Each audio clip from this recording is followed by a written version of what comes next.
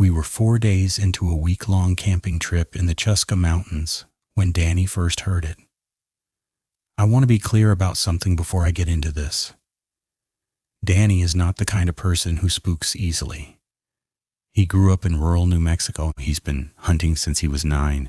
He's the guy who stays calm when everyone else is panicking.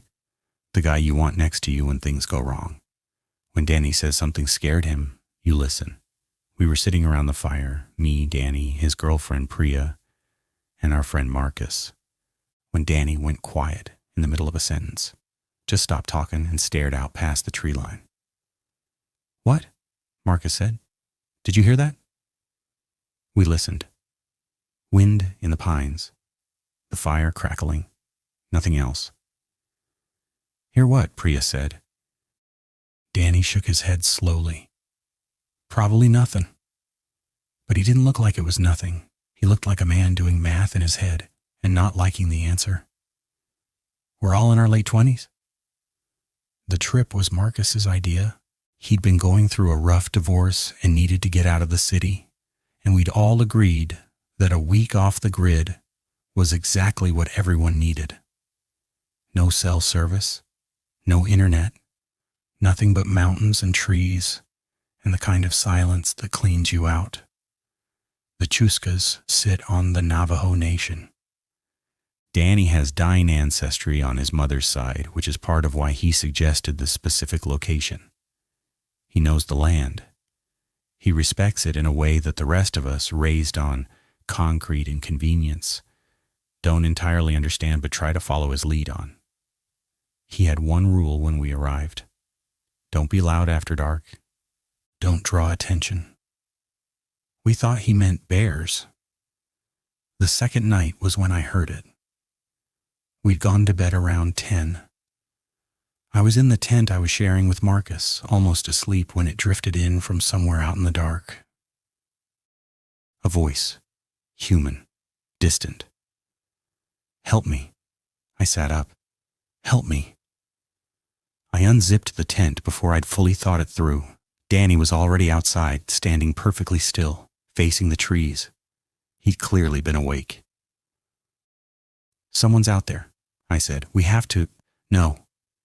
His voice was flat, final. "Danny, someone is—" "Keep your voice down." He turned to look at me and his expression stopped me cold. I have known Danny for 11 years. I have never seen him look like that. "Get back in the tent. Don't make any noise. Don't use your flashlight." "There's someone out there asking for help." "No," he said very quietly. "There isn't." I stood there for a moment, listening. The voice came again from a slightly different direction than before. "Help me." Something was wrong with it. I couldn't name it at first. It was clearly a human voice, the right pitch, the right cadence, 2 recognizable English words. But there was something underneath it that made my spine go cold. Something about the way it landed, like a recording of the words rather than someone actually saying them. Like something that had heard the words and was producing the sounds without understanding what they meant. I got back in the tent. I didn't sleep. In the morning, Danny explained. Not everything. I don't think he was willing to say everything, but enough. He told us about the Yinald-Lushi, what outsiders call skinwalkers. He told us they were real, that his grandmother had told him about them since he was small, that there were things in these mountains that were not what they appeared to be. Marcus laughed, not meanly, more nervously. "You're telling me a skinwalker was outside our camp last night?" "I'm telling you something was," Danny said, "and I'm telling you that if you had gone out there, it would have been very bad." "How do you know it wasn't just someone who needed help?" Danny looked at him for a long moment. "Because of what it was saying." He let that sit. Then he said, "These things, they learn sounds. They mimic what they hear.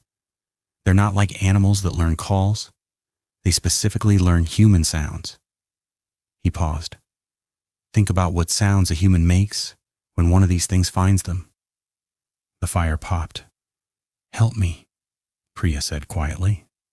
She'd gone pale. Danny nodded. That's what it knows. That's what it's heard, over and over for a long time. He looked out at the trees. That's the only reason it says it. Nobody spoke for a while. Marcus, to his credit, did not laugh again. We should have left that morning. I want to be honest about that. We had enough information to make the right call, and we didn't make it. And what happened next is partly on us for that reason. Danny wanted to go. Priya wanted to go. Marcus and I convinced them to stay. One more day, we said. We'd be careful. We'd be quiet. We wouldn't go out after dark. I think we both still hadn't fully accepted what Danny was telling us. Not really.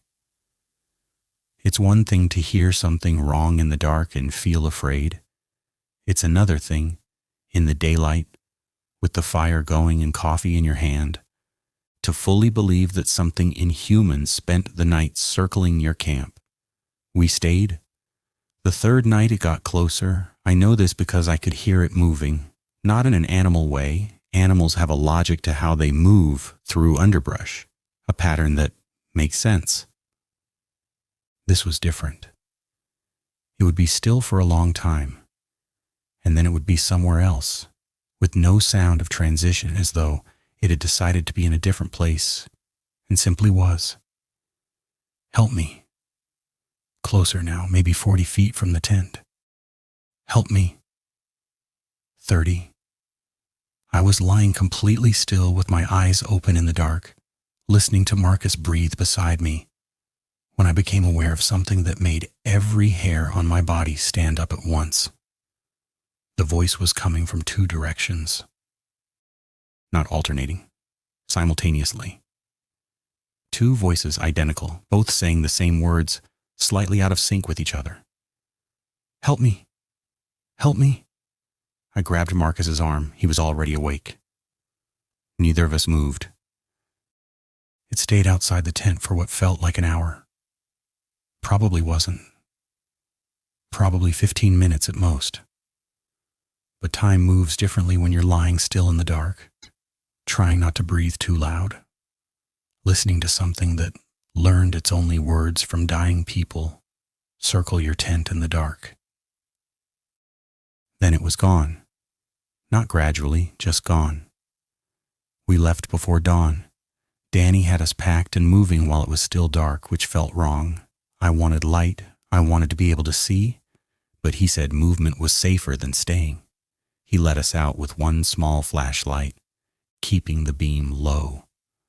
And none of us spoke the entire 2-mile walk to the trailhead. We were almost to the cars when Priya grabbed Danny's arm. At the edge of the tree line, maybe 60 feet away, something was standing in the pre-dawn gray. It was tall, too tall. The proportions were almost human, but not quite. The limbs a little long, the head sitting at a slight angle on the neck, like something that had learned the shape of a person from a description rather than observation. It was still. It was watching us. Danny kept walking, slow, steady. He didn't look at it directly. He said quietly, without turning his head, "Don't look at it. Don't stop walking. Get in the cars." I looked anyway. I wish I hadn't, because in the moment before I forced my eyes away, it moved, not toward us, just shifted its weight, a small adjustment, and I heard it very softly from across that 60 feet of gray morning air. Help me. And the thing that will stay with me, the thing I can't stop thinking about even now, weeks later, safe in my apartment with the lights on. It sounded hopeful, like something that had been saying those words for a very long time to many people in many situations, and had learned that the words worked. Had learned that those words made people come closer. We've talked about it since, the four of us, Danny more than anyone. He told me something a few days after we got back when we were alone that he hadn't said in front of the others. He said his grandmother told him that the reason they learn those words, specifically those words, is because of frequency. They learn what they hear most often, and what they hear most often from humans in the specific situations where they encounter humans is a person at the end of their options, a person realizing in the last moments before the end that they need someone to come. Help me. He said his grandmother told him the worst part isn't that they say it. The worst part is that at some point, in the very beginning, a very long time ago, one of them heard it for the first time and came closer to see what it meant and learned. I don't go camping anymore. And sometimes, late at night when I'm most of the way asleep and the apartment is quiet, I think about that thing standing at the tree line in the gray morning light. I think about how still it was. I think about how long it must have been doing this, how many camps it had circled, how many people had heard those two words drift out of the dark and made the mistake of going toward them. I think about how it sounded hopeful. And I turn on the lights. And I wait for morning.